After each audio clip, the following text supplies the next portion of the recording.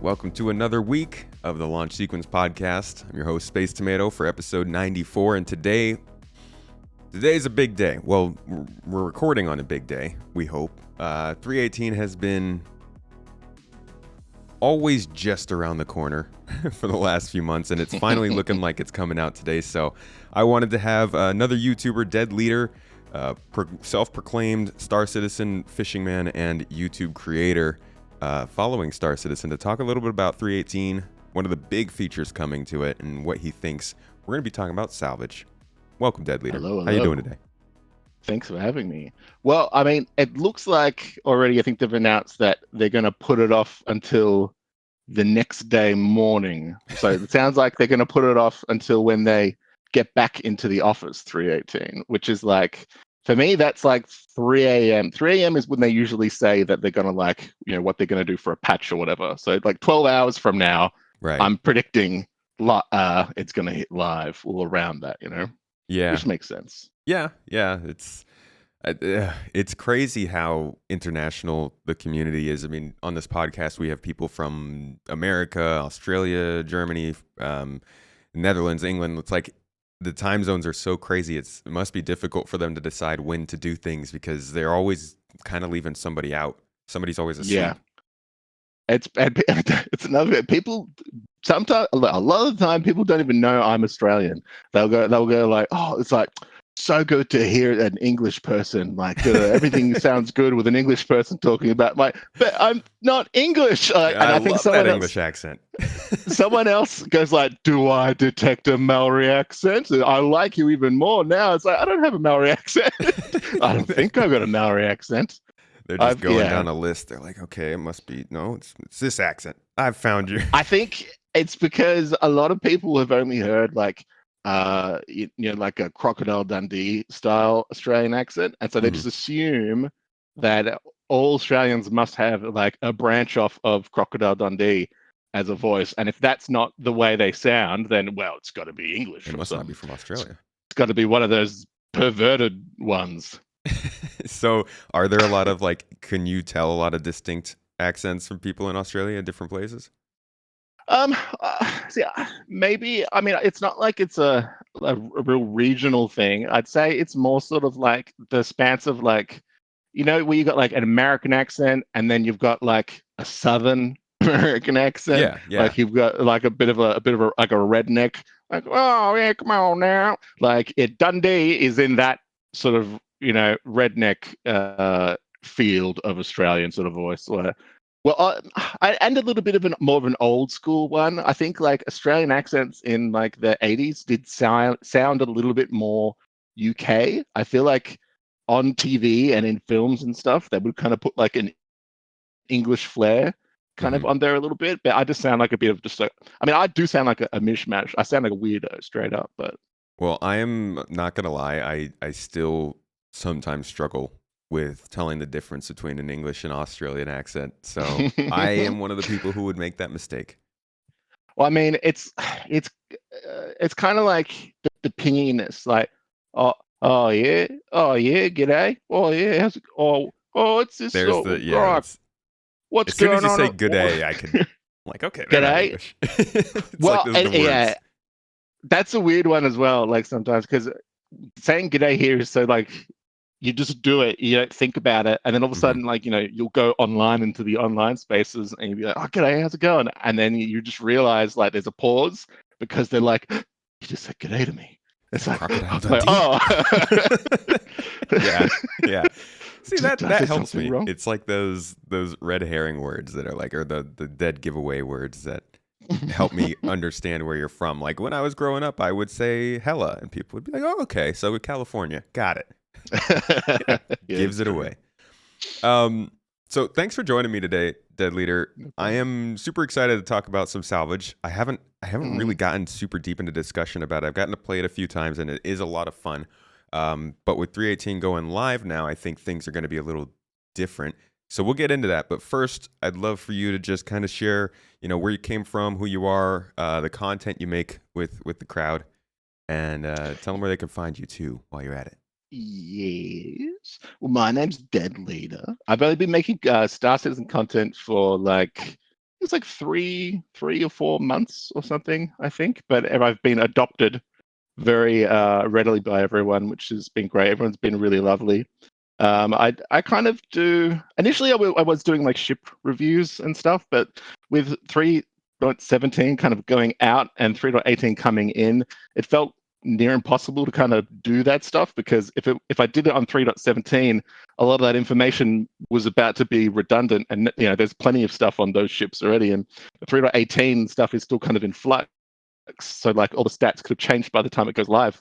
And so I sort of initially I was just doing that kind of got me to do a lot of salvage videos and sort of like videos on what the split would be, how much, what's the best way of doing things, kind of like trying to find answers for questions that people that didn't have access to the PTU might have. And then as like, it became harder and harder to do stuff like that on the PTU, would go a little bit more insane with the types of videos that I would do. I think I did one video which was like a patch update where it was just all lies, and I just made up. I just made up what was happening. I called 3.18 the dragon update because there was dragons finally in the game, and that they were bringing Return in into the Skyrim. yeah, that they were bringing in like not asthma, like allergy gameplay was going to come into it and all this stuff. And and unfortunately a lot of people believed me, which was made me a bit sad. But no, I started to sort of do more content of just whatever felt fun at the time, like making my own fun with stuff, and people seems to have been enjoying that. So I've been doing a lot of weird stuff like that. Like the recent one I did was like, can I fill a crater with corpses? Where I moved my carrack over the top of a crater, a way too big a crater. My eyes were way too big for my corpse tummy, and I just like died and kept throwing myself in. And then on the stress tests that were happening on last weekend, I dared everyone to just go to this one crater and try and fill it up with dead bodies. And I have seen I'd like a video that's like they did really well. I could only get 15 to like go there before they started despawning, but I saw one person with like 100 dead bodies in this crater. Whoa. Yeah. I'm really excited to see what happens with that kind of stuff with PES when we go live, because the amount of people in a server, or I guess the amount of activity going on in a shard over the course of a day is going to be way higher than it was in PTU. Yeah, like we honestly, they can do as many tests and stress tests as they want to have, but when it comes down to it, during the PTU, we never had persistent entity streaming working for more than 3 days straight. Say, because if it was happening over a weekend, like there was Right. always a wipe of every single thing that had happened over that time. And even then, early on, there were times when on weekends there were so many bad patches that it was crashing constantly, and you'd get put on another shard. So we weren't like, if you really wanted to see the effects of PES, you could see like, okay, look, it worked here. Okay, it worked over here, but not at all like, the stuff of like, oh, built up ships all over derelict over here and just coming across a bunch of loot. Like every now and then I would come across like a couple bodies that have like crazy loot on them. Like, whoa, this is cool. But like coming across like, that's should be happening a whole lot more, like when it comes to like it just being up for months at a time. Like really we've seen nothing to do with PES at this point. We've seen proof of it working and it existing, but when it coming into the gameplay, when what it does long term, we've seen absolutely nothing of. Yeah. I'm really excited to try and figure out with like my org how to continue using the same shard, seeing, like you said, more extended history to see what happens as we get further and further into a shard's lifestyle. I do hope that they're able to figure out a way to make sure that these shards are persisting a long time so that we can see stuff that's happened like 4 or 5 days ago, a week ago.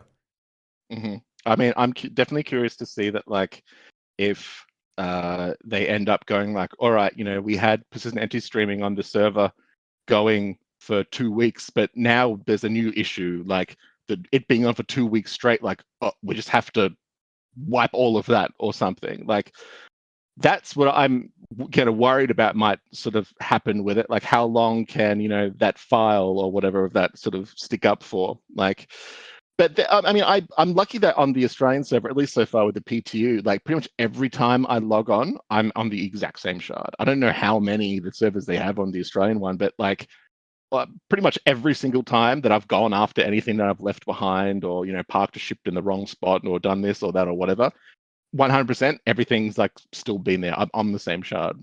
That's Um, pretty cool. yeah, Yeah, I think hopefully that works for me.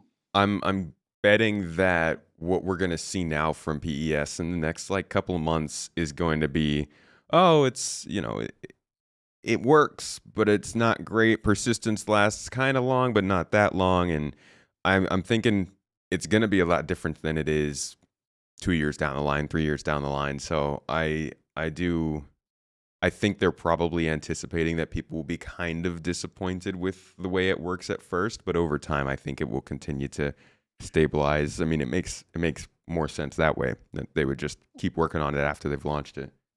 Well, to my understanding, it's it's area based. So it's like as long as like one area, say like you've got a field and that's got a ship on it, and that field area has a limit of how many ships can be on it before that's going to become like a stress on everything. Um, Not so much that like, oh, in the entire server there's 50 ships and we've got to start cleaning that up. It's like, no, the limit is only to what is within that area. So hopefully that stays true. Like, say if we've got like the field next to that field has a ship, and the field next to that field has a ship. Like, what happens when you know every area has its max amount before the cleanup rate starts kicking in? Like, are we going to start when you fly like the low flyers like over like a valley going to really start having a rough time because each time that they slowly load into a new area, their computer's going to download every single ship and every bit of item that's in every dead person's inventory that's going to start happening when it fills up? Like, we're really going to see the effects of long term stuff like that soon. Well, Yeah, not soon. I mean, once it's live, yeah, I guess so. we like to say soon. But yeah, hopefully that's when server meshing starts to flex and stretch its legs a little bit. True. So let's I want to hear what you've been playing more of lately, because we've been waiting for 318 to go live, and a lot of people have been taking a break, holding off because of the Mhm. wipe coming up with the big update. What have you been doing in prep besides playing Star Citizen and making videos?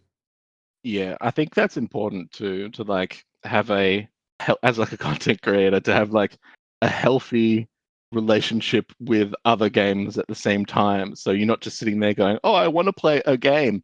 My game should be Star Citizen, but oh God, I don't want to do this like right now." So I've been playing. I like sort of building games and stuff like that. So I like playing Rust, and I've been playing a lot of Sons of the Forest, which has been really good. Like, that's got a good amount of building. I like games where you build something and then you have to protect it, because I feel like I'm invested.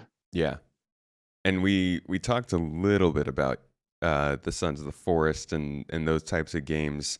Um, how do you think, like, what happens in Sons of Forest? Which, well, can you talk a little bit about how the gameplay works? Yeah, I mean, I used that analogy with you earlier. That it's like it's not that it necessarily has like a story. It's sort of like you're in a helicopter and it says like, oh, you got to go evacuate this billionaire and his like wife and daughter, and then this you crash and you're in a forest and you've got to survive from mutants and stuff. So it's sort of like pretty much it's like survival first, like build a hut, eat, drink. It's a survival game like that. But then like once you kind of head out, you've got to use all the tools that are around you to kind of get further around and to be able to survive and slowly kind of like it's you're not really put on specific missions. It's just it gives you enough of a curious question and enough tools to be able to kind of like get deeper into it. Is it like, so it's like almost entirely survival based? It's 100% like a survival game. As I was saying, it's sort of like Lost, like you're on an island and there's some freaky things going on. How do And you it's not actually going to tell you how the freaky things are happening, but if you look into it, and you battle those freaky things, you're going to get a few answers. I love that. I love that kind of stuff. How do you feel about survival gameplay in Star Citizen? I mean, it is there, I think that at the moment, I think the closest thing without us having like, you know, colonies and buildings where we can kind of set up our home and everything, I think it's like uh, how long you can kind of like live in like say like a carrack or something without like just docking and just offloading everything that's worth something to you to that like that ship or that space station, sorry. So like I think I saw a stream that you did where you were trying to be nomadic for a thing, but I think everything was just busting constantly before you realized you were trying to get it to happen. Sounds about um right. yeah, but that to me, that's where it is at the moment. They're like being out like in space and on like say once again I'll use the Carrack as an example because I'm a Carrack fanboy for sure. Like I like to load up a Carrack with my away ships, bunch of food, a bunch of armor, and then I will go out and I'll try and do every kind of mission type or whatever just from there, and like essentially just be like, I'm not losing this character. I'm not allowed to crash it. I'm not allowed to store it. I have to sleep in the beds. I have to every time I get loot and everything, like I don't cash any of that in. I'm making myself, the biggest target for pirates possible. And I just got to treat it like that's life or death. And for me, that's a survival game. And yeah, with engineering and that's going to be even more so a space survival experience, because then you got to worry about oxygen and all that. Yeah. How about like hygiene and stuff?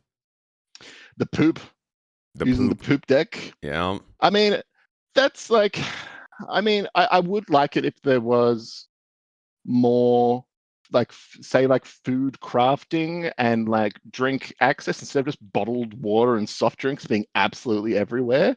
Like maybe that's more of a pyro type It's like thing, real but I still life. think it'd be a while.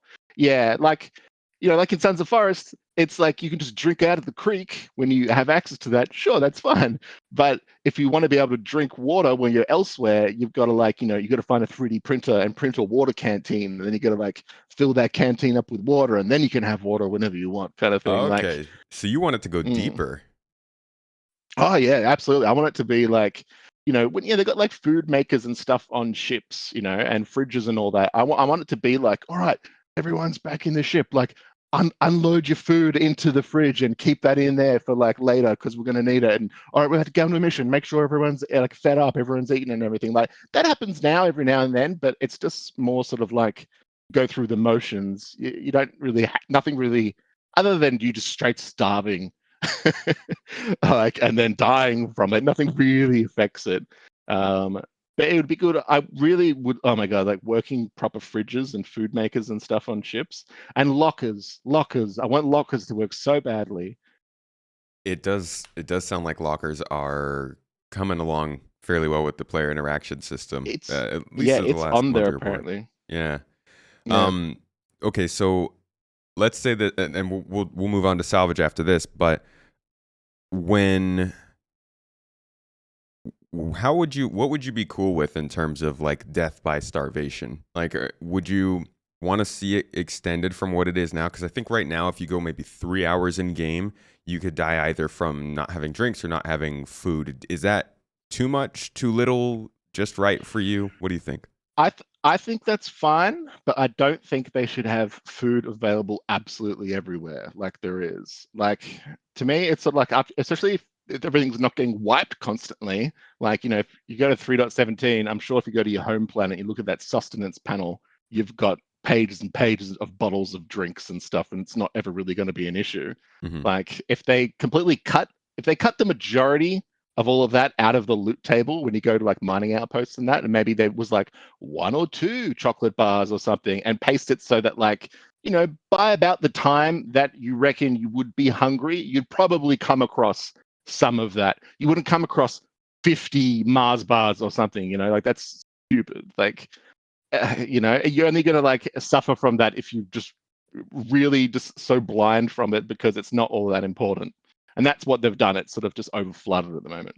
Right. Yeah. A lot of candy everywhere. It's very Yeah, unhealthy yeah. for us. Sugar Like I think sugar it should. citizens. it should feel like if you've got a stocked kitchen filled with food and drink, that you get a sense of satisfaction from that. Like at home, where if you've got like you've been to the shops, you've got a lot of money, you went and you bought all your favorite this, your favorite that, enough that you've got a selection of choices, and when you open it, you're like, ah, yeah, this feels good. Like that real feeling you have at home, that should happen with a properly stocked like Carrick or something. I think that should be an important little, feeling for those that like to have a ship that feels more sort of lived in, and like that preparation pays off. It'll be interesting to see how they expand on that. Mm. Let's jump into 318 then. Salvage. Mm. The first Salvage version of Salvage we're getting is hull scraping in this patch, but they do have plans for other forms, right? Mm-hmm. So Yeah, there's the vehicle munching. Let's talk about like the umbrella of Salvage. What are all of the different parts that are eventually going to be available to people who want to take that profession on? Well, I mean, at the moment, it's what is there is, as people know, hull scraping, which is essentially just like peeling off the outer accessible sort of metals and that with laser beams, and then the hull munching, as they call it, is like taking apart an actual ship and then sort of dissolving or munching that down for what you'd imagine would be like a larger amount of resources. And then there's Yeah. also salvaging like vehicle components and stuff. So like, the cooler or warp drive out of like another ship, and either, I don't know if it's necessarily supposed to like as in munch that to like transform it to RMC, but more like, oh, you could repair it and use it or like sell it off as a unit kind of thing. Yeah. And those are, I mean, I like all of the ideas of that stuff because I'm kind of a solo player mostly. I think like I like to, I'm an anxious guy, so I like to be able to try and have as much fun without bothering someone else in my mind as much as possible before I start doing that. I say that I run an org. I should be doing more stuff with the org. But I think that's why I like Salvage, because you can do it sort of solo. You can, or you could be doing something with people, and then like an opportunity arises. And there's lots of different ways that can kind of go. You could do it like you can do it passively, just looking for Rex, or you can do it aggressively and go make your own Rex. And Yeah. I think those are really interesting sort of ways to go with it. I do like the idea of this hasn't happened to me, but getting into a dogfight, taking out the other person, and then using their ship to repair your own. It's cool. It's like a very novel kind of thing to do in a space game. I actually had today, get this is like already what Salvage is doing to people now that we're getting close to 3.18 be live. I had someone from another org reach out to me like via DMs, who was from like a pirating org, saying like, so just wanted to start up conversations. Maybe we could possibly have some Rex we could send your way, if you know what I mean. I was like, whoa, like, I don't know how I feel about this, because like when I wrote our sort of like bio for the Skull Scrapers, I did it that we were all sort of like past victims of pirates, and so and we've sort of gathered together to be like, to work together to stay safe and to look out for other salvages. But like when it comes to being like pushed, like we're going to push back kind of thing. Like we understand the purpose of needing to be scary and to be able to defend ourselves, because we've all sort of experienced it in the past. That was the sort of the way of saying that we're gray, like yeah. But the idea of like profiteering directly from pirates doing naughty stuff, I don't know. Like, I don't know where this wrecked ship came from, but you can come salvage it. We just found it. We're exploring. No biggie. Exactly. I don't know. I still don't know. I haven't replied to that person. Think about it. Think we might have to change your bio. You have to be like, oh, we didn't like pirates, but they get us some good business now. Yeah. I mean, with salvaging, it's interesting because at the moment they recently finally like tweaked. This is how you could tell from a salvager could tell that they're about to release 3.18. They changed the spawn rate of the salvageable Rex in like asteroid fields and stuff. So there were far, far less, because they said initially that there were a lot just so it could be tested easily and they could get Right. that data. And but them like toning it down, I made a video about this recently. Like, it's a good thing that they did that, because I'd see a lot of people going around salvaging like those 890 jumps and stuff around everywhere, and they would be spending like, they'd have a whole crew working on it, and they're all like, spending ages and all this time to pick every single bit of it clean, but they wouldn't have much RMC at the end of it. And I would be trying to, I'd be like yelling at them through the chat, and like, don't salvage this. Like, this is like, there's like the majority of ships that are out there are just an absolute waste of time. Yeah. Where if you go after those like the little ship pieces, and they're quite easy to like find, that they give you way more. Like the largest piece that you usually find with every cluster of ship pieces, I think you can reliably get 10 SCU of RMC from it, and Yeah. it just sits there. Like, it's so easy to salvage, and where you'll be lucky to get that from a 890 jump in a fraction of the amount of time. So now when you're out there and you're sort of scanning for stuff, you see like, all right, that's an asteroid. Oh, here, this thing looks like it's salvage, and boop, boop, it's like more often than not, it'll be a cluster of like salvageable ship pieces. And I mean, it's interesting though, because you can tell that they're valuing things differently. A lot of people, when I put that video out, they're like, well, why? Like, why is a little bunch of ship pieces have so much on it when a whole ship doesn't give you anything? And I think it's to do with all the salvage missions that they're talking about bringing out, like making like good salvage that you get through like a contract. Yeah. And it's also it's part of the idea that like all of these things that we're doing, from mining to healing to salvage, the things that people complain about being just lasers aren't just focused on lasers. Like like you said, it's so much about identifying the right thing to go after, knowing where that thing is, knowing how safe that area is. It's more than just pressing the button and doing the laser when you talk about salvage.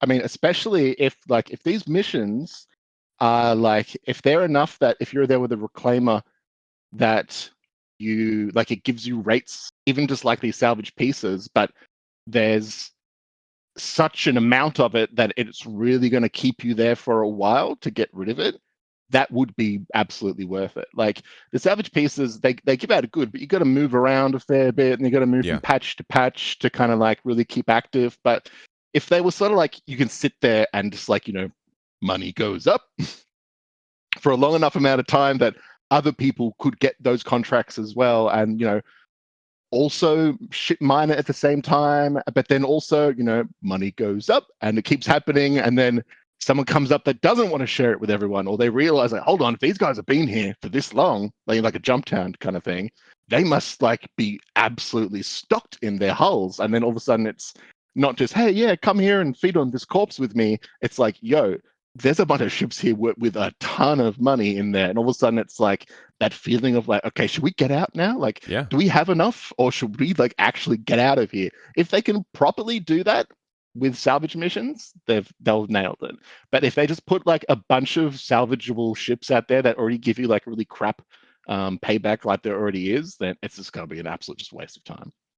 And you made a really good point about like, if you can just leave the ship in one place and salvage all the pieces, that's a lot better than having to adjust and move around and stuff. And then you think that the SRV is coming soon with the tractor beam, and it's like you can hire someone to come out, take all the armor plates out there, drag them all into one place, and then just sit in your ship and salvage all that.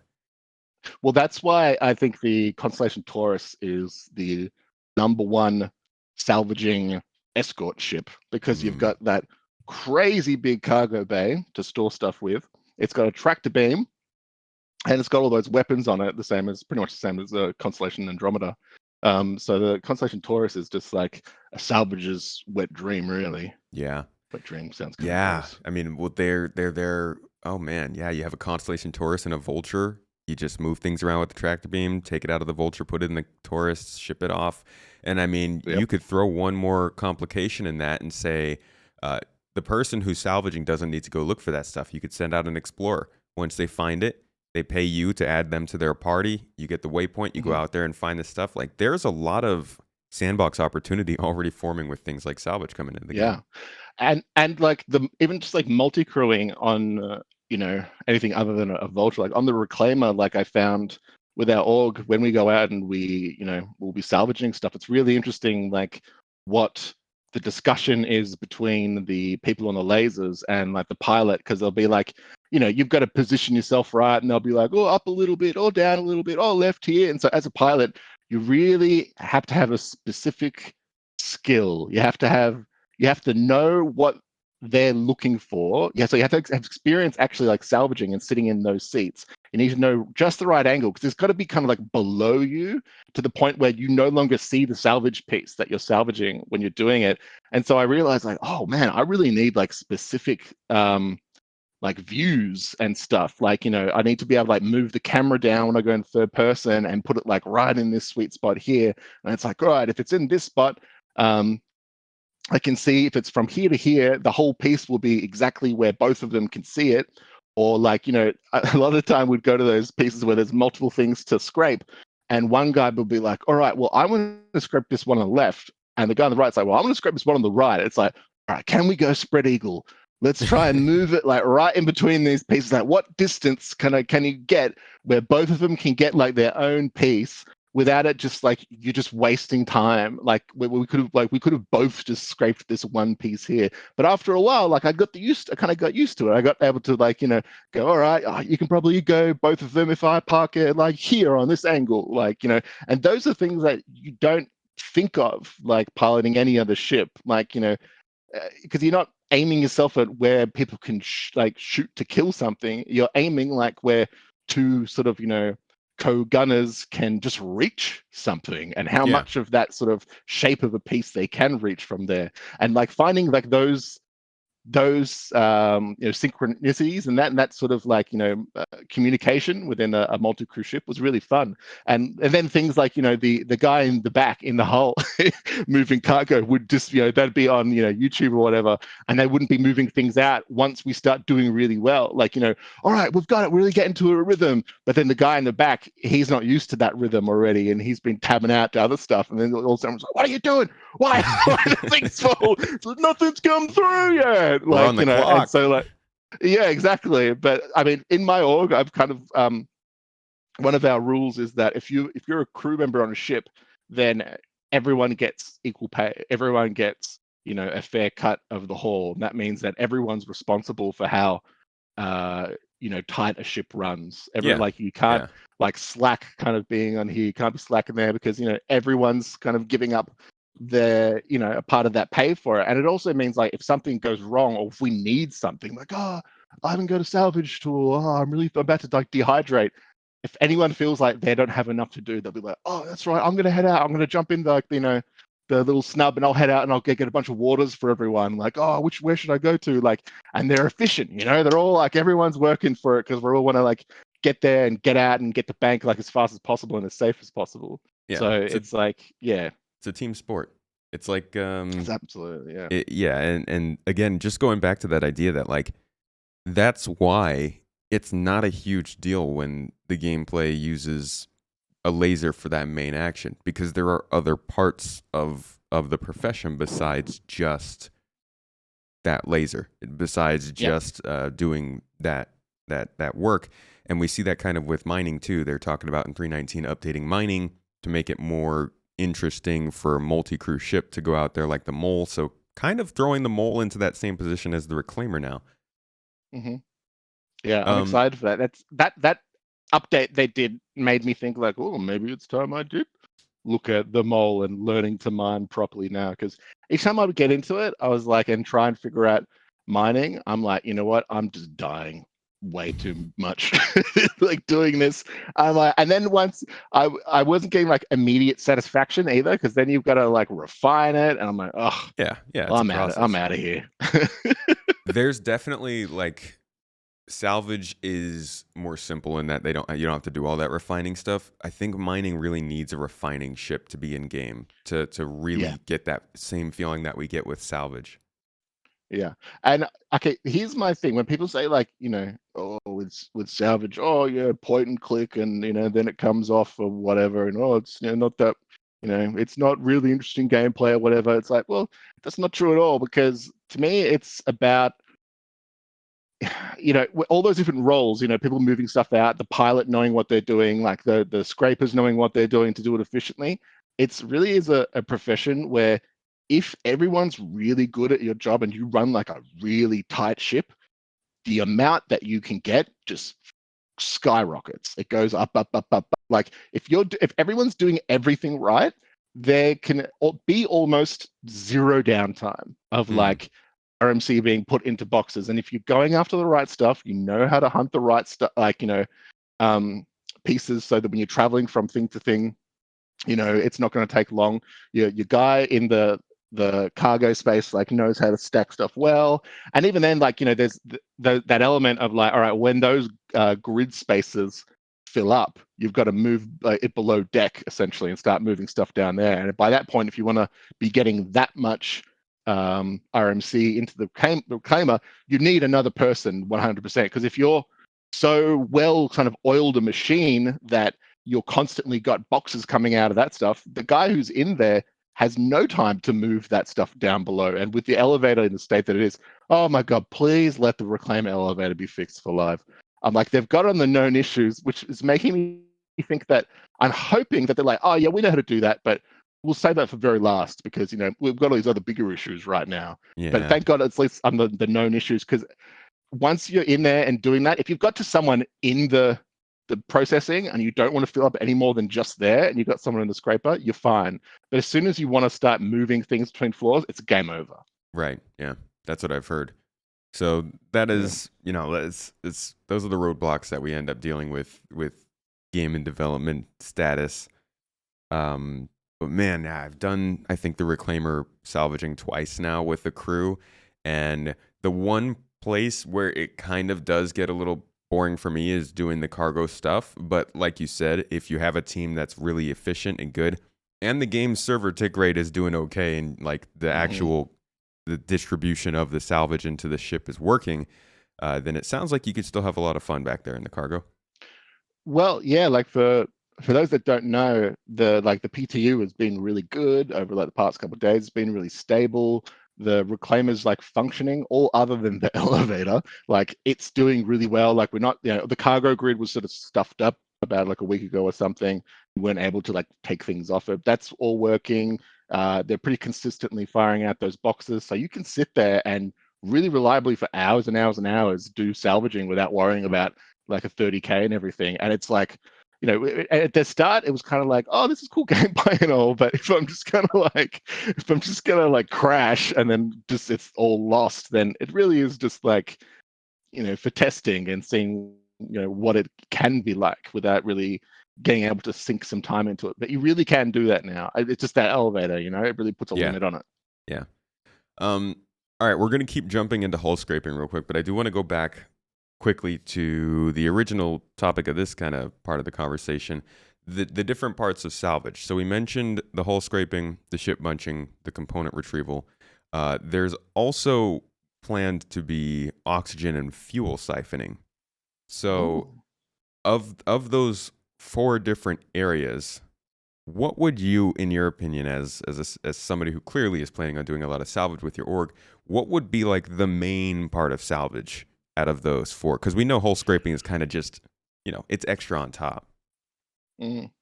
Well, I mean, it really depends. Hey, like what the economy kind of looks behind it. The economy and the end usage. Like with like ship munching, 100% as a reclaimer fanboy, getting that claw working, and what that kind of, if they add more gameplay in there with it, like there's a massive like munching room in there with the big grinders, and in the salvage processing area, like there are like cranes and stuff around. Like, are they all going to be implemented?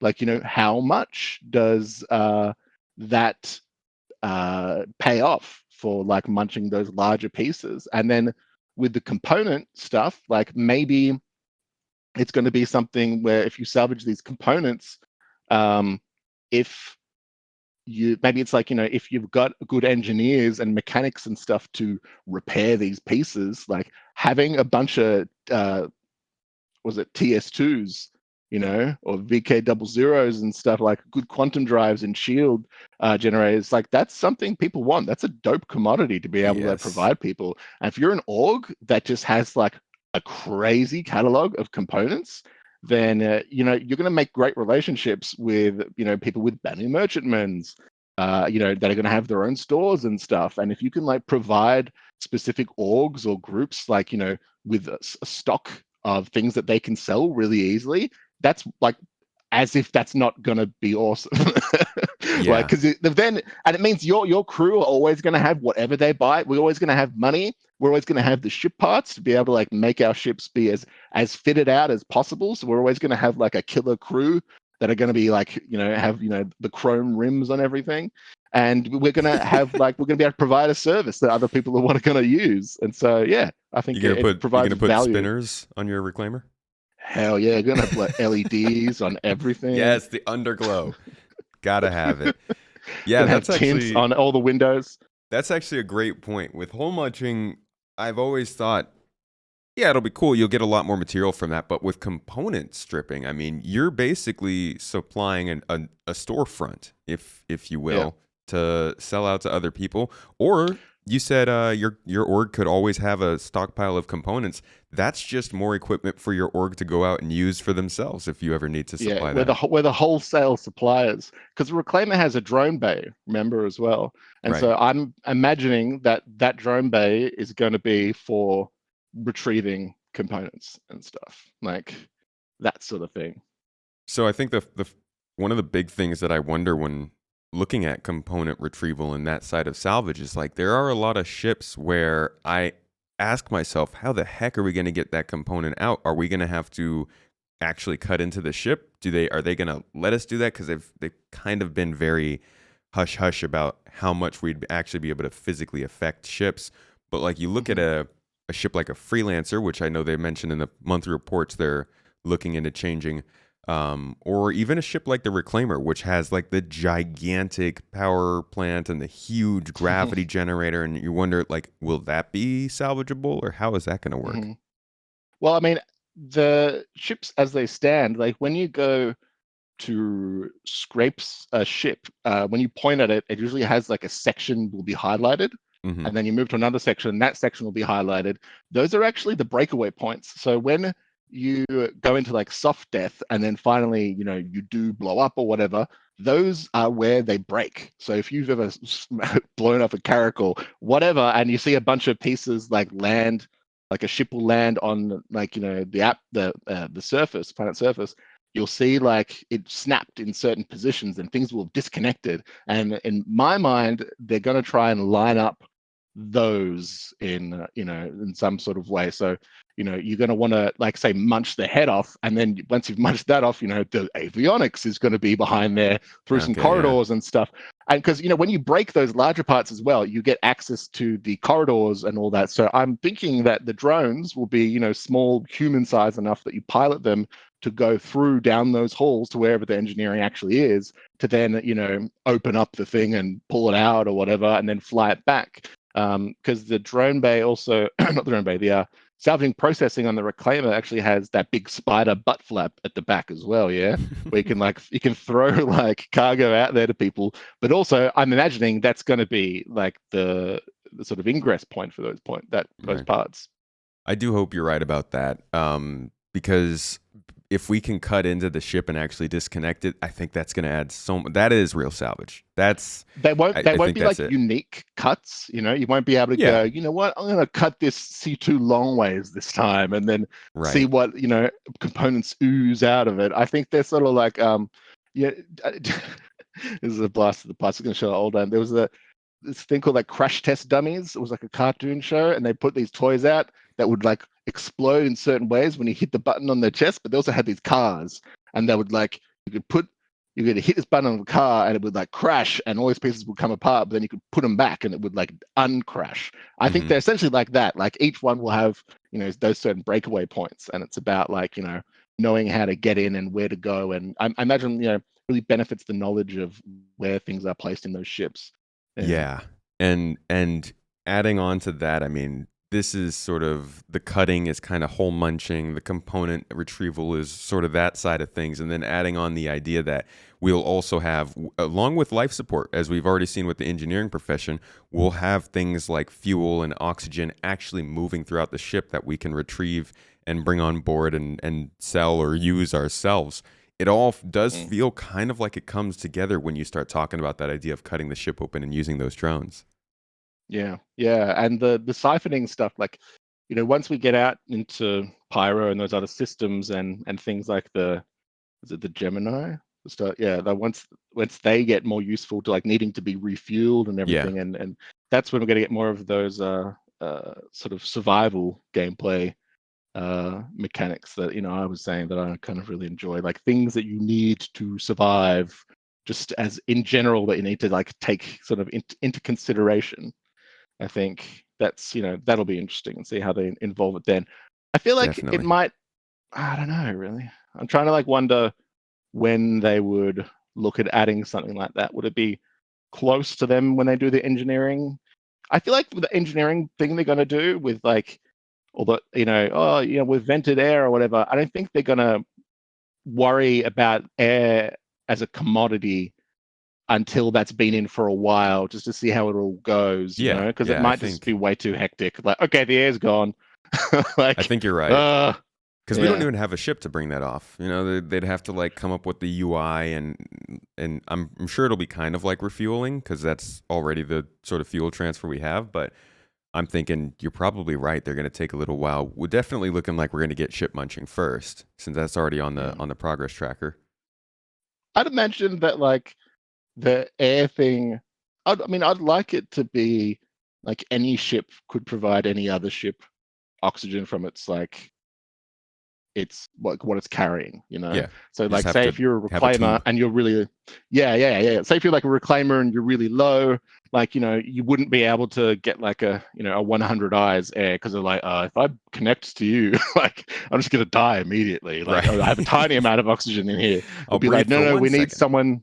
Yeah, we need someone to come out with like a big ship that might have like enough to sort of spare that they can still get back to port to fill up and everything. Hmm. That would make sense. Oh man, I've not like I've kind of talked a little bit about salvage in depth, but I haven't thought about it too much about how they can combine, especially not with the idea of cutting the ship open. Have you Mm, played Hard Space Shipbreaker? no. So I think that oh man, if you like salvage, I think you should check that one out. That is in my opinion, the gold standard of salvage in video games. It is so much fun. You Mm.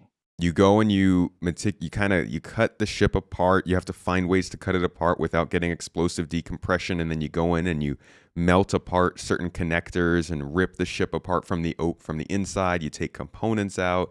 I'm like an hour and a half into the game, but I hear the ships get very big. Like they become Oh wow. almost like carrot sized, where you have to be floating throughout the whole hull of the ship and looking for the specific thing that you're looking to get. It's very good. I'd at least look videos Almost, up. almost sounds like, yeah, like the bigger it is, the more like a bomb it is that you're Yeah, handling. Like you're diffusing something. yeah. And I don't think anybody would ask or expect that kind of depth in Star Citizen since there's so many other things they're focusing on. But it does sound similar to that, and that gets me pretty excited. Not to get everybody pumped for, I guess, potential speculation we're doing, but we do know that those different components will be a part of salvage at some point. Yeah, I think it's going to be that like all these other parts, to be able to do all of them, you're going to need, obviously a larger crew, and it's going to take a lot more time in general. And the less people that you have, it's definitely going to take a lot longer time. So that, the trade-off being that if you're discovered, while you're doing this and that person isn't friendly, you need to have kind of a game plan. Like, Yeah. that's the risk versus reward is sort of how long you're out there. Like, if you've got your, claw deployed, and you've got something in its little dirty mitts and you've got your like drones out there kind of going through stuff, what, well, am I just going to abandon the drone? Like, I'm probably going to retract that claw. Does that mean is this person a risk or not? Like, like, because if I want to like retract that in, drop what I'm doing and everything, we're going to read like a start again kind of thing. Yeah. So then you got like, all right, well, for crews to be, feel safe doing it, we really need that escort. And what's the good escort that can help us? Oh, get the Taurus. Oh, the Taurus is going to need someone on the tractor beams also. Yep. Like it all really kind of like all those factors and what you choose to risk at any given time, I think is where I find that fun in being. Because as I said, I do a lot of like solo salvaging, like on the reclaimer and everything, and so I'm able to look out for well, I'm always looking out for what is a risk at any certain time, and seeing how sus something I'm doing is or can be viewed by someone else, and when I've got to pack it up and get out of there, kind of thing. And as long as you're moving, I think you're fine. Yeah. And I know I'm going to sound like a broke record during this podcast with this point, but again, this goes back to, I think, people who are worried about the gameplay not necessarily being fun just because it's a laser that's being used, need to think about all of this stuff that's also coming along, from the whole munching to the siphoning to the component retrieval to the fact that you need other ships to help you out, that tractor beams to move things around. Like, it's not just about the fact that it's a laser that's doing the gameplay. Yeah. It makes it easy to jump in, but it's not necessarily going to lower the ceiling of skill or fun you can have. Yeah, and it's not necessarily even like all the gameplay and the fun isn't just the literal action or button press you're doing. Like Right. that, there's all that internal stuff, but there's also the external stuff. Like, what does it look like to someone else when they come across you? And like, who are those people that when they come across you, like, if it's someone just hooning around and they're in an aurora and they're going to shoot you and it's not even going to do anything to your shields, you're like, well, that doesn't matter. That's just an idiot. But if it's someone who's like, got grief in their heart, like, and got other people on the server that are also like that, if you still stay there for a while after, like, they've, they've sighted you and put their in contacts, and then maybe they're kind of watching from afar for a while, you need to get into the head of that person, what their intentions are. Like, it's, for people that just complain on Spectrum or whatever, being like, oh, but pirates always come and ruin our thing. It's like, no, stop, get in the head of them, and then don't put yourself in a situation that's that risky, because that is the threat of doing this profession. That is a part of that sort of gameplay. And like you will be a better salvager for knowing what any risk versus reward is, especially a good captain. You can't put your crew through all that kind of work and loss as well, just because you thought someone wouldn't be mean to you. That's also the same goes for that when it comes to like a mining claim. Like, if you show up at a mining claim and somebody else shows up at that mining claim, they might not be pirates, but you both want something that's real valuable, and that might end up being a problem. Same goes for base building too. It's like this is the kind of game, and there are a lot of games like this where it's not really traditional. You have to get used to the idea that you are acting in a environment where there are a lot of possibilities. There's no one way to do things. There's no rules about how you're supposed to do things, and you got to start to account for that, especially as we get further and further into the gameplay actually being a thing now. Targeting someone. A lot of people just think like, oh yeah, that's you. What's that person doing? I'll target them. Oh, I'll scan them. They think that, yeah, it's just a button that you press in the game while you're playing it. It was like, well, hold on. On the other end of that, there's a pilot, there's a captain or pilots, and they're going like, alarms going off, and they're going, oh wait, we're being targeted. Oh, they're scanning us. Like, all right, I've got to jump into the mind of what this person is. I've got to assess this threat. And if you're sitting there and you know that you've been out there for hours and you have like $1 million worth of cargo, you're going to be on edge, and you're going to be like, all right, all battle stations, like, everyone get to here. We're going to blow this guy out of the sky. Like, and I mean, that's what is great about it in my mind. Like, I come from, we talked about this earlier as well, but I play Rust as sort of my other main game. And one thing I had to learn about playing Rust to be able to survive, without having your heart broken, because it is that essentially any loot or anything that you get in Rust isn't yours. It's not really yours until you've taken it home and put it, like, locked it away. And even then, it's only yours to the degree that someone else can't break into your home and take it. Right. And so it's like anything that you have that's valuable, or any work that you put into, like, in something that you're doing as Star Citizen, it is not yours. You haven't banked that until you've taken it back and put it into like your local inventory or somewhere. It's not it, you have not won yet. It's not done until it's done.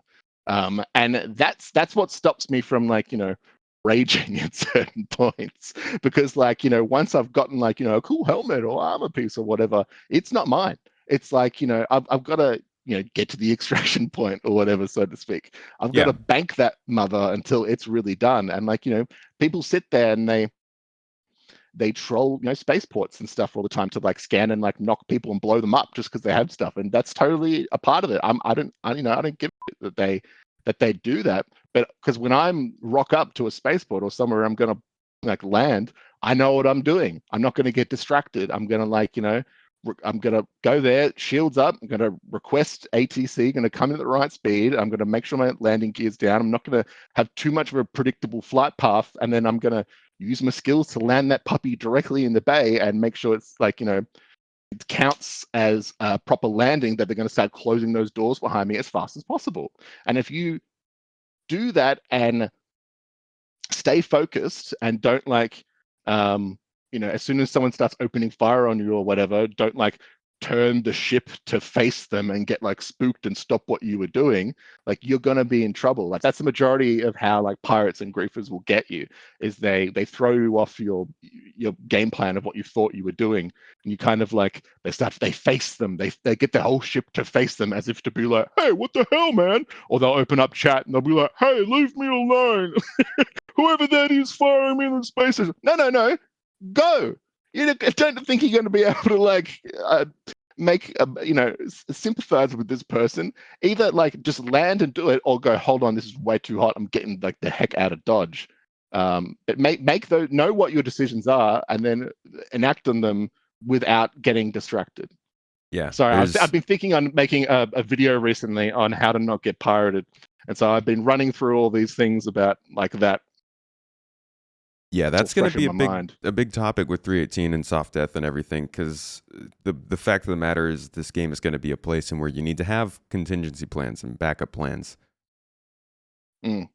Absolutely. Like it really is just like, and that's like my best tip, like, to spoil the video I'm working on.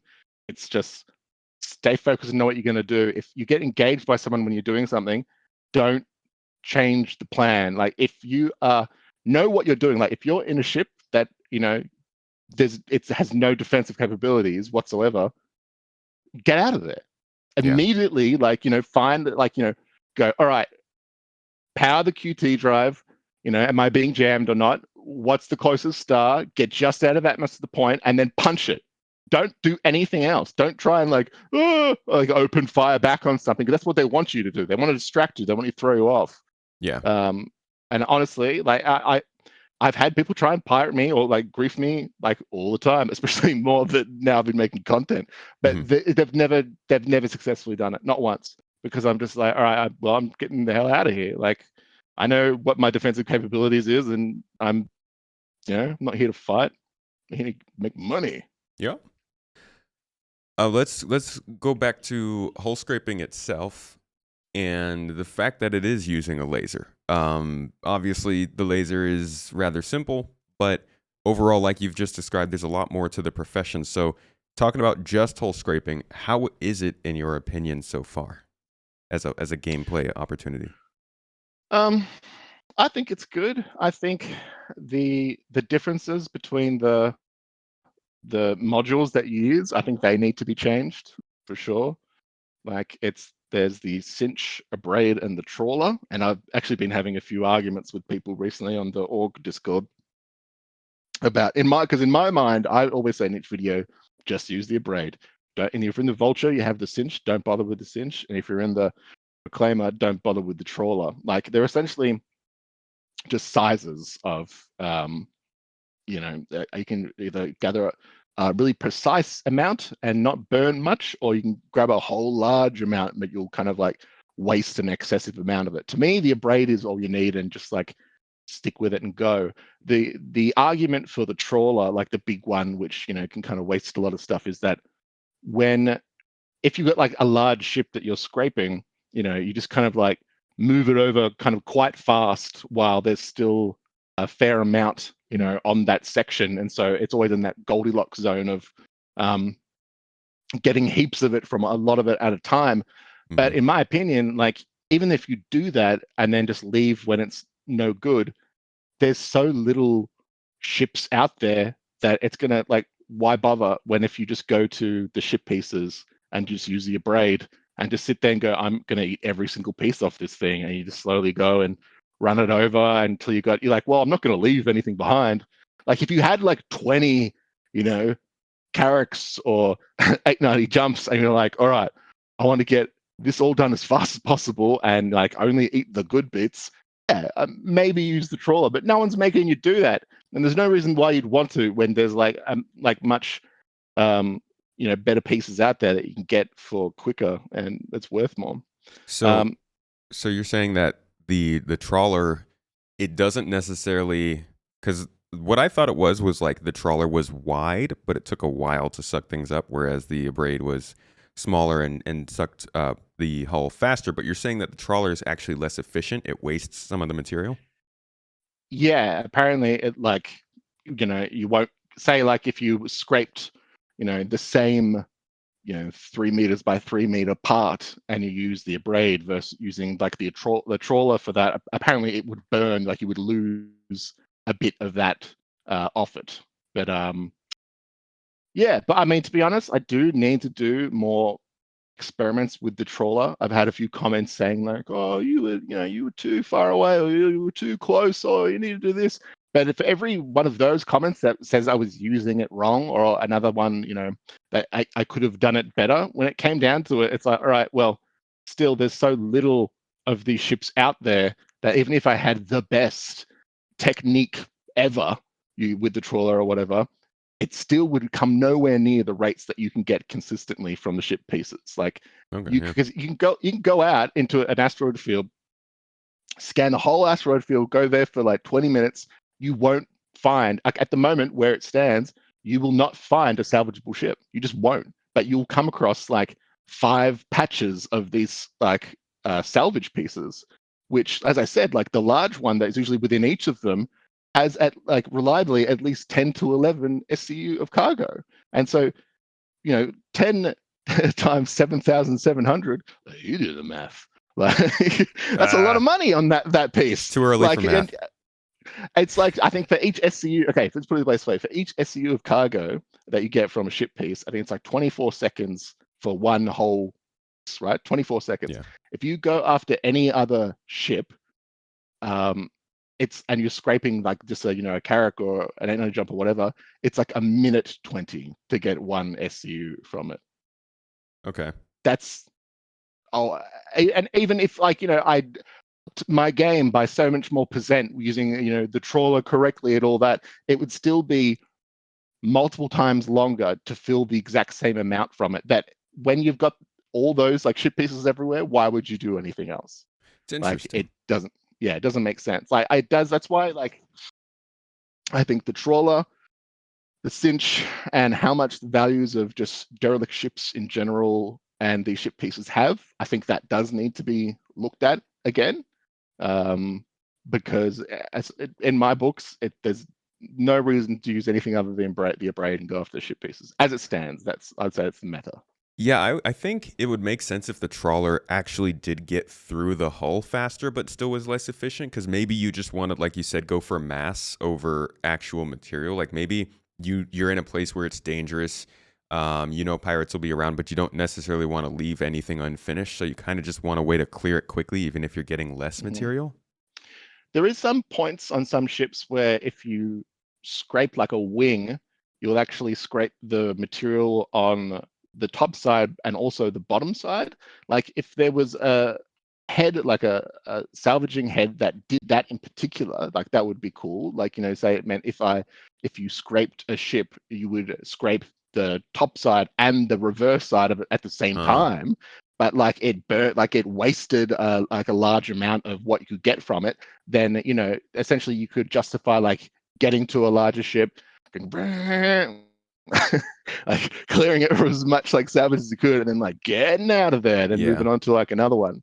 Yeah, but I think that they need to have like a larger amount of RMC on those derelict ships as well. Anyway, because I honestly just I get angry when I see people on streams and they're scraping anything other than ship pieces. I know that there's C2s. There are like good C2s out there that you can salvage, and they're apparently worth quite a bit, but there's also crap C2s out there that aren't worth a bit, and they're just, especially now, they're just so rare that there's no way that you could, like, if you're going out going, no way, C2s are worth heaps, like, and you went out and you were only looking for C2s, you would find one, and like, cool, you made a good bit of money off that. But if you were just going after those salvage pieces like consistently, you'd have like $1 million. Yeah. So salvage itself feels pretty good in your opinion, the whole scraping?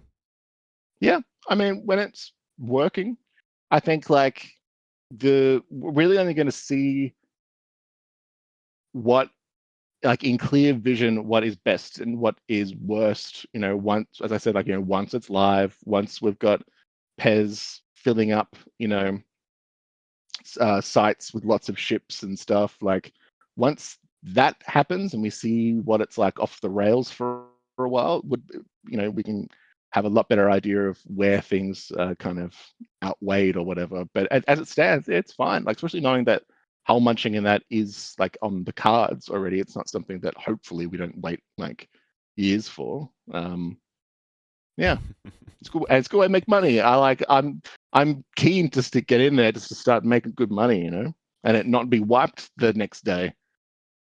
And does it feel like it's both something that adequately can be entertaining for a solo player as like a regular style of gameplay, but also for groups of people? Do you think it hits both of those, at least aims towards both those sweet spots? I think for a solo player, it hits I'm just a solo player, but I'm going to go out there and get money, like, I'm here to make money. Like, that plus, if you're just going to like spend a bunch of time while you're watching something on Netflix or whatever, it's a chill way to do it. Right? It's kind of like you can get used to it. You can get a good rhythm. Like, you don't have to kind of focus too much, and it's nice. But then when you have like a bunch of people, not only does that kind of money number go all the way up, but you actually have the first proper multi-crewed ship, other than just like, get on the guns, Barry.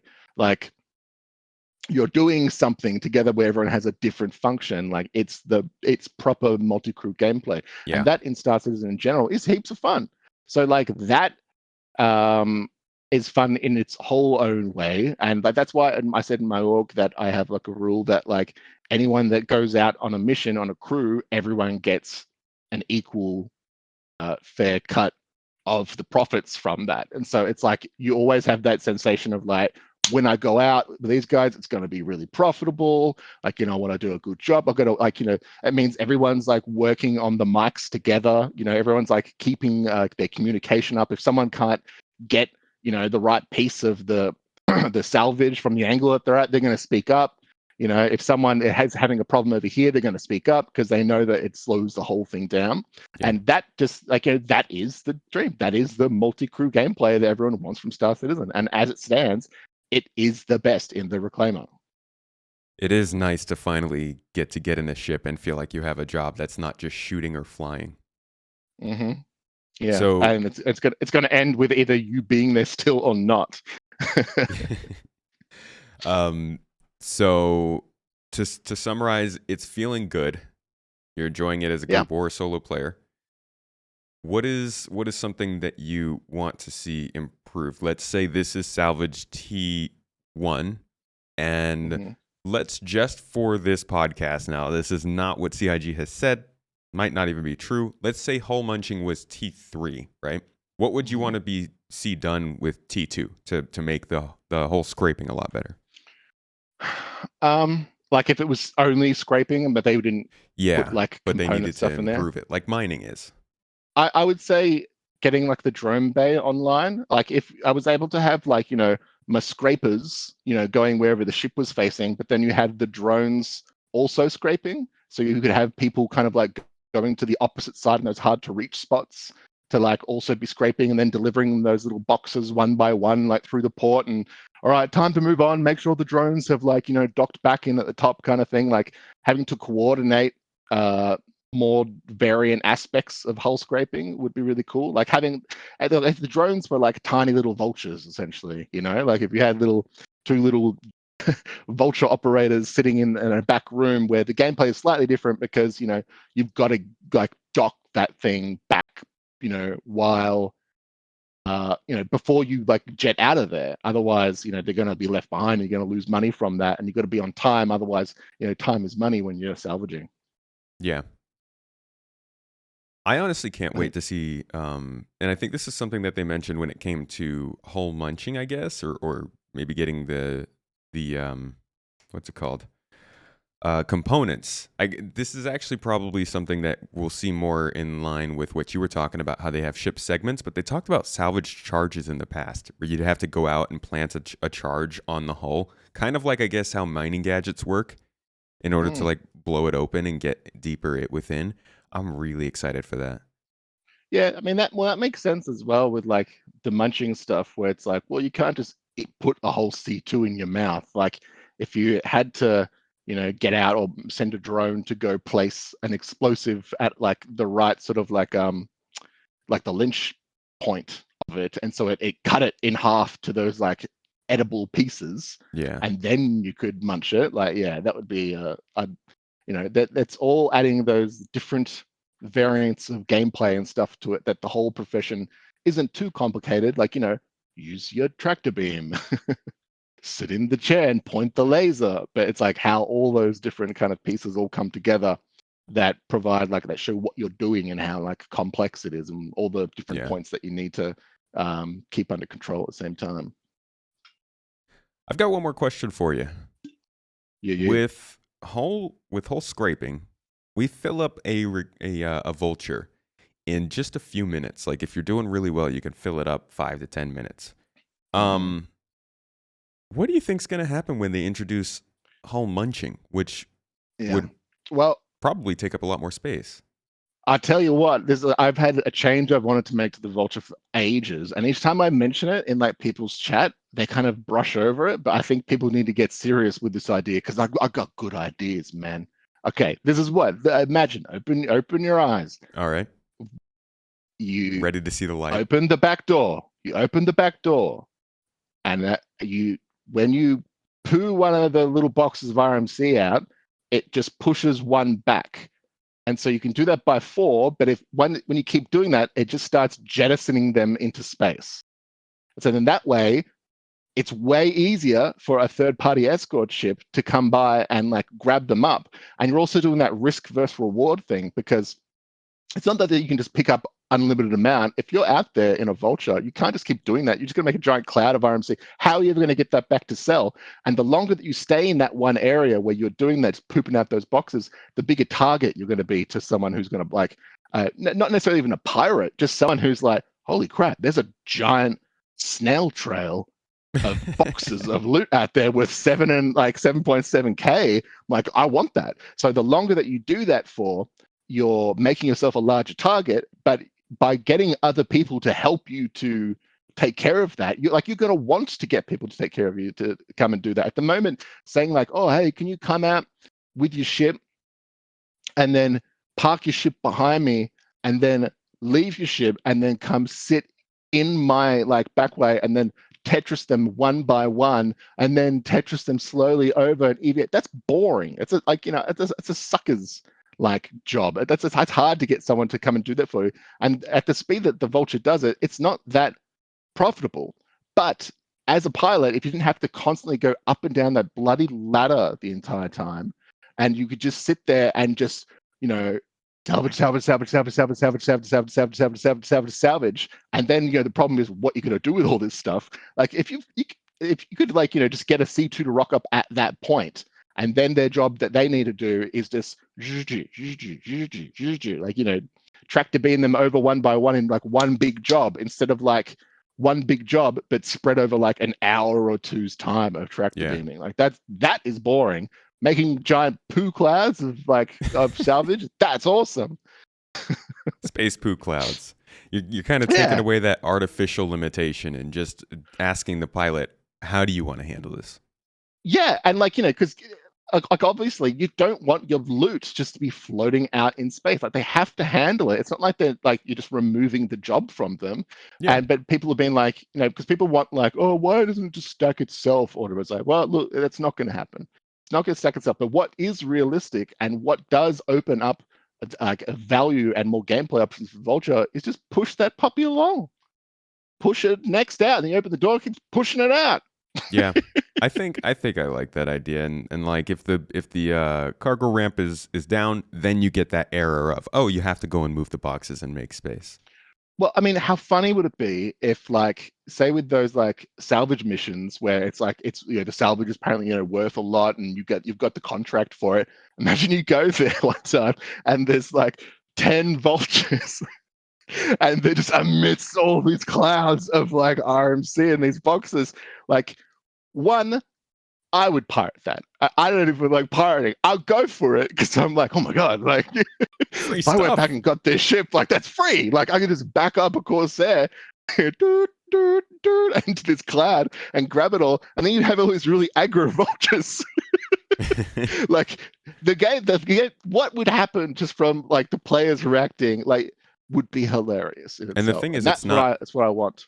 it's not their ownership, so it's like you're not technically stealing their stuff. Yeah, yeah, and I think like honestly, I think Salvage there shouldn't be uh like a pay cut that you get from it anyway. Like they still want it to be that even if someone in your party goes to sell it, that it's considered stolen cargo. Like at the moment, that's actually like broken in game where they still can as long as it's stored and they can sell it at the same amount. I think it should stay that way. Yeah, Like absolutely. make it worth their time. Don't cut it down so that that's stupid. Like if someone worked hard for it, it's still that resource should still be worth it. Yeah, and it makes it harder for players to interact with each other and be like, hey, can you go trade this stuff in and sell it? And we're just working together. You sell it and give me the stuff that, give me half the cut. It kind of sucks if it was Absolutely. going to be marked as stolen. That'd be very Yeah, annoying. and that and the bed logging situation drives me insane at the moment. Like the fact that if you have like your party on a ship with you, you can't bed log. They can't bed log out either. Like it's like, oh, someone else is on your ship. Even if you have a dead body in your ship, you cannot bed log because that's counted as like an intruder on your ship. Hmm. Like Yeah, that completely that's like what's the point of having like crew bunks? Like it's and people have just said like, oh, it's because they still haven't settled like if someone logs on that doesn't own the ship, like what authority do they have? Like can they access main inventory? Can they just fly it? I say just yes, of course. If you have someone on your party and they're like bed logging in your ship and they're able to do that stuff, why would they lose that capability if you're not online? Of course they should. Like, I think honestly, it's just they need to sit down, they need to buy a bunch of pizzas at CIG, they need to get the whiteboard out, and they need to go, we're not finishing, no one's allowed to leave until all the pizza's gone, and we've finished out exactly what the rules for bed logging is with groups, because I think it's stupid that it hasn't been settled. It literally just stops multi-crew gameplay in its tracks, because it's like, all right, crew, we've all been out here, we've had this great time, I'll see you next time.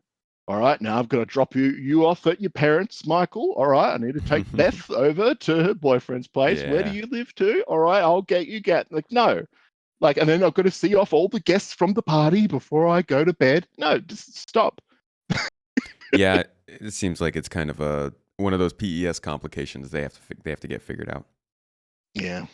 I mean, in my mind, if someone you're in a group with, like if everyone logged off and then that person logged back on and then they got up to shenanigans, great. I want That's the chance for shenanigans. Yeah, that's on I them. want, yeah, exactly. I like you shouldn't have let this person in your party if there was a chance that you didn't trust them. Like that. That's I want to see that YouTube video of what that person gets up to. To be honest. That is, I think we're going through that period of time right now. Over the last year, ever since really 315, and probably going on and on for multiple years from now. I think we're going through that period of time where everybody's realizing you got to get more serious playing Star Citizen. For me, I've definitely not taken it seriously. I started putting a death counter on my screen just to remind myself, but I think we're at that period where people need to start understanding that this game is getting more serious you're going to have to start to really weigh whether or not you trust people who are just out and about in the verse or in your party. Yeah. And hopefully CIG can Yeah. also match that with our options to do that, whether that's muting people, giving them certain roles on a ship, restricting their roles, locking our stuff. There's a lot that's going to Yeah. need to be done. Things have been too temporary, for sure. You're right. Things have always been, up until now, it's like, well, I can just crash my ship. Like, okay, like it doesn't matter. So fine, let's get Barry, let's get this person, let's get all these like randoms I don't know on stream. Sure, come on, because nothing really matters when it comes down to it at the end. But like what I think we are trading off, and I think like what goes to your point is what a really good time in the game feels like versus a good time being stopped not by the game but by other people's actions. Like, Right. and so, like the benefits of having a good crew that know what they're doing, fun and funny to play with, good sports that are there to be a crew member. Like what the experience can deliver to people from that, I think now, as you said, like is right. It's getting to the point where it's that good that you want to reassureably make that happen as much as possible. Yep. Agreed. Well, Dedleader, I'd like to thank you so much for joining me for this episode. This has been a great talk about Salvage. I honestly, Yeah, it no, it was jogged fun. my mind to look into it a little bit differently, and I'm excited. I'm really Well, pumped for. once it's live, we'll go on a mining mission, a salvage mission once it's all live, Absolutely. and try and we'll keep a tight ship, keep a Yeah. tight ship, see how much money we can make. Oh, because that's the thing I really want to make Yes. happen as well. I really want to like start competitive salvaging, where essentially like you like start a timer and be like, all right, like what's the most a crew of this many can make in like 2 hours time, Mhm. and it's all about the this amount of crew and over this amount of time, like how much AUEC can someone make, and like the idea of getting crews really like working well to like as best as possible, like keep on that loot, keep scraping, like learning how to do everything as efficiently as possible, and then like turning that into a competition, especially with like they've got the new timer in as well, so you can that's really easy to like start the timer in your HUD and then like go and just record that to be able to get your final figure. I think there's lots of space for fun Yeah. games and that It's now. gonna be good. We'll be in touch. Definitely. Let's do a stream or a gameplay session doing some salvage. I'm looking forward to that. Yeah. Hopefully the elevator will work. Hopefully. So to wrap things up, now what we're gonna do is normally I host a Q. Well, okay, not normally. The last couple of weeks I've been starting to host a Q&A with guests afterward, where we have some questions from supporters live and also from folks who have just tuned into our Discord throughout the week. But since this one's actually a little bit smaller, I kind of dropped the ball on getting it announced earlier. We only have a few questions, so instead of doing a separate recording, I'm just going to go ahead and roll right into the Q&A off of this. But before we get into that, I want to give you one more chance just to let people know where they can find your content, what kind of content that is. Yeah, sure. Just YouTube pretty much. Dedleader, as it's spelt below, DED leader. I mean, I made like a Twitch channel, but I couldn't find my name available on there, and so I was like, you know what, I can't really be asked streaming anyway. I think I prefer just to make this stuff. So pretty much there, and from there you can find my the Skull Scraper Discord, and where we organize salvaging things from there if you're ever interested. Cool. And all that will be linked in the show notes down below for all of you lovely folks. But let's roll straight into the Q&A. So a lot of a lot of these questions are when questions, so I'll probably just skip over those because neither of us really have any answer for that. Um, but I will ask the first one from Rigaden. When are we likely to get ship munching? I've seen bits and pieces of it popping up on the roadmap, and I have a feeling it's going to be, if not 319, then 4. Like, I think it's going to happen, like, this within a year kind of thing. It seems like they actively have people still working on salvaging, and it's not salvaging like hull scraping as it stands. Like, they seem to have stopped work on that, but they're I think it's probably happening hand in hand with the engineering developers as well. Yeah, and vehicle tractor beams, I think, would probably be something. Yeah, Now, I'm looking at yeah. it on the progress tracker, and they do have scheduled work finishing up this month.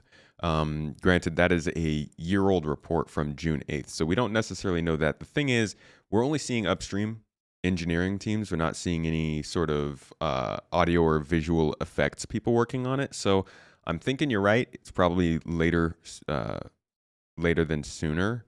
I'm thinking like Mhm. 3.20 towards the end of the year, maybe. Yeah, I reckon it could be like you know how they were saying that they're gonna do those point patches where there's Hmm. still going to be a fair amount into it. I reckon it'll be a 319 point, something, one of those sort of numbers. I've got a feeling. I think like last year they drip fed us some pretty significant gameplay updates in those point patches. I reckon it'll be in one of those ones. Yep. But I heard a lot of stuff of it sounding like that it's been pretty actively worked on. They didn't just drop it when hull scraping happens. Put it that way. Yeah. Yeah. Another question from Rigaden. It's a when question, but I guess I will rephrase it a little bit for you um, by adding, when do you think physicalized ship weapons and components will enter the game? Mm. Well, yeah, I guess that's a hard one. Hey, like once again, you'd think it would be tied to the engineering stuff, and so I mean, you haven't seen that latest engineering video, have you either?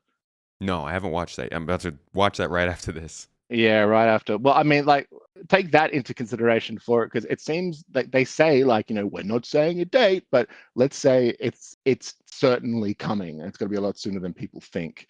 I think it's going to be tied with that. I think it would probably be right after, but I think there is a lot of programming that they have to do in tandem with it about like moving physical pieces, and what that happens to the grid of engineering and all that, and like what's the condition of a physical component, because they've got to repair it. It's all about repairing and maintaining those parts and how effective they are. And if they don't know what some of those variables are going to be during that engineering sort of rework, then they're not going to know how that's going to affect salvaging it and sort of fixing those pieces up, and what that would be for for someone else once they're sort of reused or whatever. Yeah. Yeah. So I'd still like the optimist in me is saying it's still within that, like, um, 19 to 4.0 kind of thing. Like we're still looking over this year. These are all sort of like, I think they're all going to happen at different points, but I've got no idea, to be honest, of like which order they're going to happen. Hmm. I'll say this again with the tractor beams, but they've been talking about vehicle tractor beams in the monthly reports, and That's one of definitely those, coming. That's yeah, definitely happening. and one of those most recent things they added was the ability to pull items off of ships. So like Mm. allowing you to lock your Oh, ship exterior down so people can't pull things off, but also the ability for those tractor beams to disconnect weapons and stuff. So definitely in the works. interesting. Because I read that as just like a purely just like locking cargo on the cargo grid, as in like if you want someone to be able to pull cargo off that cargo grid, then you unlock it. So you're not just getting a pirate to come by and just pull it straight out of there and zoom off with their tractor beam. But that makes total sense as well. The idea of being able to discern, like, I'm holding on to this, but now I want you to yank something off it now. Yeah. Like as a second kind of ability to it. It makes sense. Yeah. Another question from Rigaden. Will munching a ship produce RMC or a different resource? Not really. We can't really know that. You can't know it. I've got a feeling it is RMC, but that being said, perhaps maybe uh, the boxes, like the size of the boxes that come out, maybe they will be different. Because with the cargo, the larger hull C and that coming out, that can only take those big, is it like 32 SCU size Yeah. crates or Hmm. something? Like maybe what you will produce, you'll be able to produce a larger box like that. And so maybe that is something that could be a differential between them. Mm-hmm. But that's totally just off my head. Another question from Rigaden. Will other in-game objects be salvageable, like derelict sites, scrap littering Hurston, space debris around planets and moons, old space stations, stuff like that? No, because there's too much, like when it comes to programming all the meshing for different items and stuff with the ships. That was like a massive sort of job for them to make sure that each thing that they made had multiple layers. Like underneath it had all the beams and all the wiring and all that stuff. The idea of them having to go through, like, and they've been working on that Raz tool stuff to like place those parts and stuff around the verse. They've done so much of that at this point with no plans of doing anything like that, that to go through and to give extra functionality just to the meshing of just everything, and then the potential problems that could come up through that. I just think that's one of those things that from a developer standpoint, they'd sit there and just go like, we're not adding that extra work in for no reason. Yeah, it would be nice if it was. That being said, you can scrape with your multi-tool within armistice zones. So I've been in Cousin Crows with and just like scraped entire ships. Oh god, the Crusader, like the floor. I scraped a full Inferno that was on the floor there. I shot all this video, but I'm like, I don't know what to do with it. I was like, maybe I'll do a thing where I got a job at Cousin Crows, and what I did is I went and I scraped all the ships that was in there, but then I repaired them. So that like crappy silver like foil all job done. over all of them. But yeah, but I misheard them saying like, "Oh, you want me to scrape that?" And then go, "Oh, wait, they didn't want me to. Oh, I better go like put it back." But then I'm like, I don't know how to edit this, so I didn't do anything with it. But I might use the footage later on. It's yeah, funny. that sounds like a fun video. Okay, I've got one more from this group that I'm going to go ahead and give you, and then we're all done. Rigaden asked, "Will the elevator and the reclaimer get a cargo grid to hold salvage on the way to the?" Yeah, I hope it has like the picture, like the on the floor of the elevator. It actually has like what a lot of other ships do as signaling that it's a cargo grid, and it like moving up and down. It's just like they bounce everywhere. They fall through the bottom of the elevator. That whole elevator needs to be fixed, and Yeah. it 100% needs a cargo grid, because there's no way that the largest cargo grid in there is on a whole other level where there's no other access point. So you need to move cargo via that elevator. You can drop them down the back, right? The boxes? No, you can drop them like out the butthole, but if you just drop them in the back, it goes to the level below, but there's no cargo grid down there. Oh, okay. So like you can't snap them to anything once they're there. It's like another level below in the salvaging hold that has the best cargo grid. And that one down there, you can stack them like multiple high. So that's why I was saying that with the elevator currently in the state that it is, it pretty much caps how much you can salvage in the reclaimer before you've just got to go home and you've reached the max. Because if it's not on the cargo grid, I don't trust it. I don't trust keeping cargo off the grid, because so many times it just fades through stuff, it blows shit up, it kills people. Yeah. And I'm not here for some workplace accident in my world, you know. We have a lot of those in Star Citizen. Well, elevators and Star Citizen, name a better duo, right? From what I understand, they're tough. They're difficult to do, and Star Citizen is a pretty complex game, so I hope they can figure it out. It's tough for them because they made it tough for them. This is another thing I've got a video where I'll get another pet peeve off my chest about elevators here. Elevators are actually beloved by game developers. I work in game development, and the elevator is what's known as a perfect cutaway. Like, you know, everyone's trying to hide loading screens all the time. So like by hiding like, you know, things that are in the persistent world around them, so they can narratively make it feel like you're going through you know, an area, and then like, you know, you walk into a box, closes, everything despawns around you, and then player has no idea. They're hearing the sound of an elevator. They don't know that everything's just despawned and respawned and making sure everything looks perfect before the doors open again. Yeah. And boom, the doors open. It's like, oh, thank God. They're a gift to game developers. But But CIG insist on not making that the system. They're like, no, the door's closed. The player has no idea whatsoever, but we're going to then physically fling them around the map, and they're going to be loading all sorts of data is being passed here to there to all the other players around them, all this other stuff that's just clogging it up and making it so difficult that it just doesn't work. Like, it should just be, quote unquote, a magic box. They could do that and you would never know that that's what happened. Just make the tag, like your player tag, be the thing that travels that path. So then you can be watched, another player in your group can see, oh, they're moving via elevator just because the ID tag is going through, because the ID tag's not going to like fall through the meshing of the ground or whatever. It doesn't need be a physical box, but it's just ridiculous that they've gone out But of there their way are a to lot do that. of like ship elevators where you can see people as they're going up and down the elevator. Ship elevators are different. Ship elevators are totally different. This is more my ramble about planet-based space station. or Gotcha. space station elevators, where they can the physical box can kill you, like the object container can push you through the mesh and all that sort of thing. That's all that's their own problem that they invented themselves, which drives me mad. But no, 100% on the ships, that is something that's extremely difficult. Doors in general in video games are very difficult to program. So I've heard, because there's so much physics going on with them. And that it just changes heaps of other variables sort of around them. And I totally get 100% why the Caterpillar doesn't have the elevator side doors yet.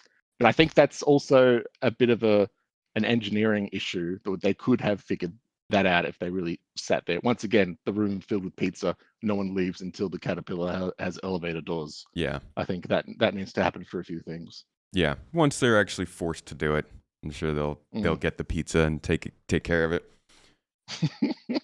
All right. Well, that's it for the Q&A portion. Just want to say one more time, thank you so much for joining me, Dedleader. This was a great talk. No, thank you for inviting me on. It was good fun. Yeah. And thank you, everybody who has been listening, whether you're on YouTube or on audio platforms, where, of course, we're hosting this ad-free, supported by our supporters on Patreon, YouTube, or Ko-fi, who are able to come and join the show live and ask questions and chat with guests and all that hoopla.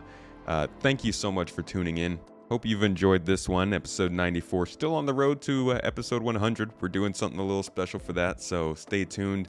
Maybe subscribe or follow or leave a review for the podcast if you enjoy it. Otherwise, thanks one last time for coming, and see you all next week.